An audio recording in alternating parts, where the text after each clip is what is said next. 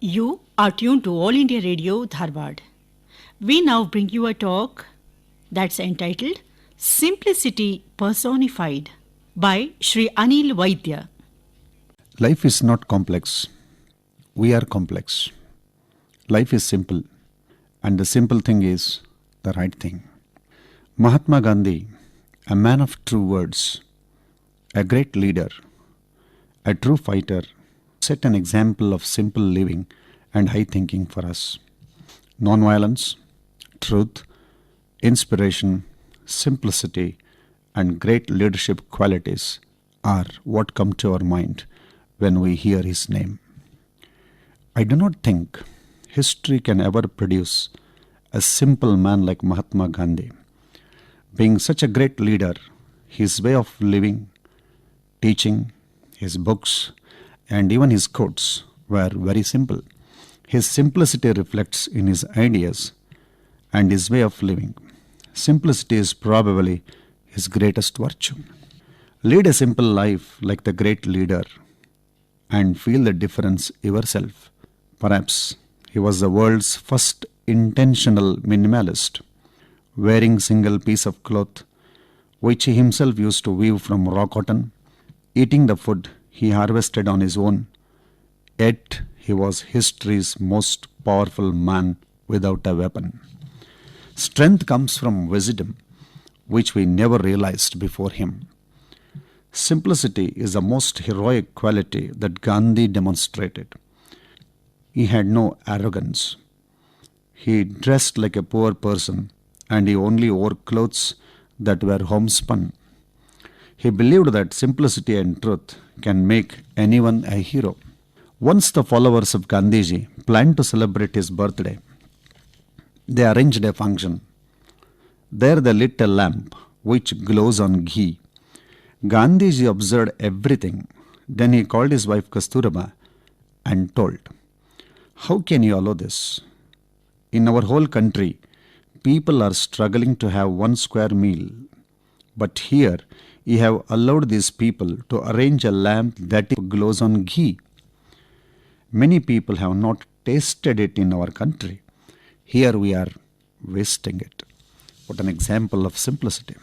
He trained young minds with the essential weapons of self-control and endurance under all provocations. In his ashram, he took classes. There was an eightfold vow that all students had to take. First one is truthfulness.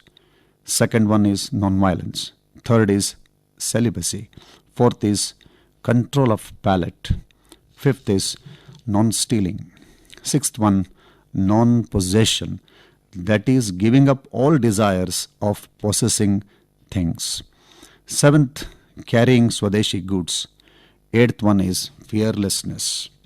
Once on a shipboard, he persuaded a friend to toss into the sea an expensive pair of binoculars. In prison in South Africa, he offered to clean the toilets himself, although the warden asked him to choose someone else for the job. Once an Englishman shouted at him, "Coolie, come here," at a railway station. Obediently, Mr. Gandhiji picked up his bag and took him to the train. So the great soul, Mahatma Gandhiji, inspired millions of Indians with his living example of ascetic life in simplicity, kindness, and love. His life story is full of courage, determination, simplicity, and religious willpower. Gandhiji earnestly believed that a person involved in public service should lead a simple life.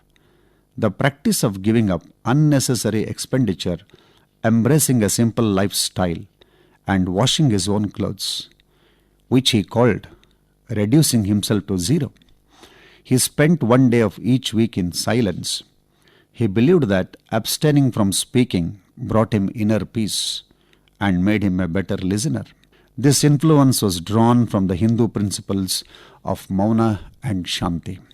Gandhiji's life offers us many key lessons.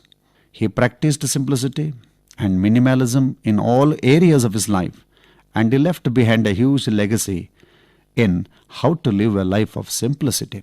When Gandhiji died, he had less than 10 possessions, including a watch, spectacles, sandals, and eating bowl. He was a man of non possession and did not even possess a house. Gandhi was actually born into a prosperous family and had a very privileged upbringing, which included a prestigious education in England. He studied law at University College in London. Though born wealthy, he ultimately gave it all away and through the course of his life managed to let go of material tappings. Only he followed a life of simplicity. He was never after power. When India attained independence, Nehru asked him, "What position you want?" He did not become the head of National Congress. He did not want to be a Prime Minister of India. He did not want any power. That was his life. Gandhiji believed in possessing little except the clothes he wore and some utensils for cooking and eating. He used to give away any gift that was given to him. It may not be possible these days for us to get down to less than 10 possessions like Gandhiji did. Gandhiji followed a strict vegetarian diet and frequently cooked his own simple food, which was locally produced. He ate this simple food from a small bowl. This reminds us to eat moderately, and he always prayed before he took his meals. Gandhiji wore simple clothes. He used to say, "You can simplify your life by dressing for comfort, not to impress." Once a journalist asked Gandhiji, "Mr. Gandhi, did you feel underdressed when you met the King of Great Britain?" Gandhiji replied, "The king was wearing enough clothes for both of us." Gandhiji never got stressed. He meditated daily. He spent hours in reflection and prayer. Sometimes he would even interrupt his political meetings to go off and play with children. He advocated self-sufficiency and simple work. Though Gandhiji was a prolific writer and a powerful speaker, in private he spoke very quietly and only when necessary. By living a simple life, he was able to devote his life to his chosen higher purpose. He used to say, "If one has wealth, it doesn't mean that it should be thrown away. It doesn't mean wife and children should be turned out of doors.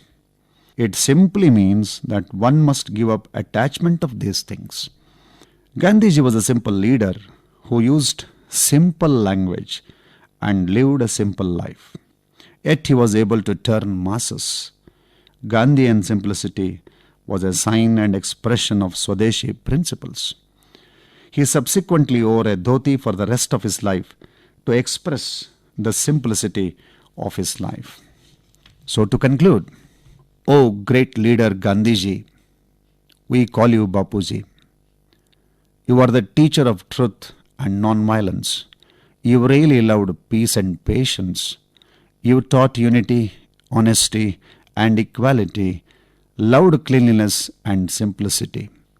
Gone might be you, but not your thoughts. Forever they will inspire like lustrous spots. Your needs were few, your soul very true, your purpose only one, to unite India as one, driving away the British Raj, giving India the Swaraj.